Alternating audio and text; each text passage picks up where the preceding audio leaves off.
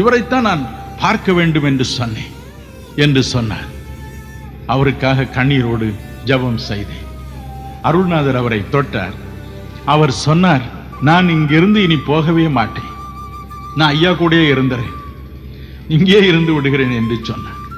எனக்கு அன்பானவர்களே, பலர் பலவிதமான தேவைகளுக்காய் இயேசு கிறிஸ்துவை நேரில் பார்க்க முடியாத ஒரே காரணத்தினால் அவருடைய அன்பை காட்டும் மக்களை, ஊழியர்களை, தொண்டர்களை எங்கிருந்தாலும் தேடி வருகின்றனர். இப்பொழுது அப்படி இருக்குமானால் என் அருள்நாதர் இந்த உலகில் இருந்த பொழுது எப்படி இருந்திருக்கும்? சற்று யோசித்து பாருங்கள். வேதம் சொல்லுகிறது, அவர் சென்ற இடமெல்லாம் திரளான கூட்டம். மார்க் 1:45 சொல்லுகிறது, இயேசு வனாந்தரமான இடத்தில் தங்கியிருந்தார். ஜனங்கள் எத்திசையிலும் இருந்து அவரை தேடி வந்தார்கள். எதற்காக? லூக்கா 6:17 சொல்லுகிறது, அவருடைய